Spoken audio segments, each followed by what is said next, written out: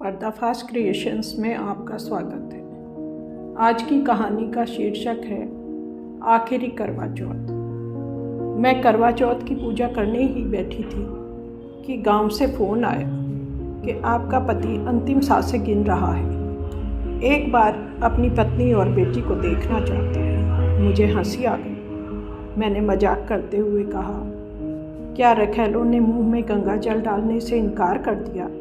मजाक छोड़ो, वह सचमुच सीरियस है। सामने से आवाज़ आई, मुझे बेटी से बात करनी पड़ेगी क्योंकि उसके कर्म तो ऐसे हैं नहीं कि उसकी शक्ल भी देखी जाए। आप लोग जल्दी आने की कोशिश करें, मैं फ़ोन रखता हूँ, उसने मुझे कहा। मैंने पूजा की, बेटी को समझा बुझा कर साथ लिया और गांव पहुँच गए। वह कमरे में अकेला ही लेटा दर्द से कराह रहा था। जगह जगह घाव थे जिनमें मवाद रिस रहा था। हम पास जाकर निर्विकार बैठ गए। कुछ कहने की हमें ज़रूरत भी नहीं थी। बेटी का हाथ सहलाते हुए वह बोला, मैंने आज अपने हर पाप को तुम्हारे सामने कबूल करने के लिए यहाँ बुलाया है। हमारे भावहीन चेहरे देखकर बोला, मैं जानता हूँ तुम्हारे लिए इसका कोई मतलब नहीं है, फिर भी आज मुझे सुन लो। उसने कहना शुरू किया, मेरी माँ कहती थी कि लोग हमारी बातें सुनते हैं और हमें वही समझते हैं जो हम बोलते हैं।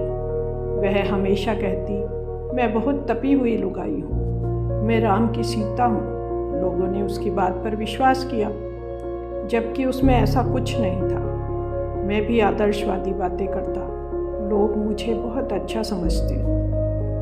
मैंने तीन औरतों को अपनी माँ के सामने रखैल बनाकर रखा, पर मेरी माँ मुझे श्रवण बेटा कहकर प्रचारित करती रही। हर साल हमारा करवा चौथ पर मेरी माँ मुझे किसी न किसी बहाने गांव बुलाती ताकि मैं उन औरतों के साथ रहूं। मेरी माँ पैसे के लालच में यह सब करती रही। साथ साथ मेरी रखैले और उनका परिवार भी ऐश करता रहा।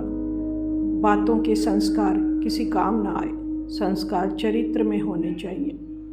बेटी की तरफ मुखातिब होकर बोले, तेरी माँ की बनाई हुई इज्जत मेरे परिवार के लालच और मेरी हवस ने ख़त्म कर दी। मेरे पाप तुम लोगों से भला कब तक छुपते? मुझे आज इस बात की खुशी है कि तुम इस दलदल से बच गई। मेरी ओर देखते हुए पूछा, क्या तुम लोग मेरे गुनाह माफ़ कर पाओगे? मैंने कहा, क्या माफ़ करने लायक हैं? जानता हूँ नहीं है, फिर भी मेरी अंतिम इच्छा है, मुझे मेरे बेटी के कंधों पर विदा करना।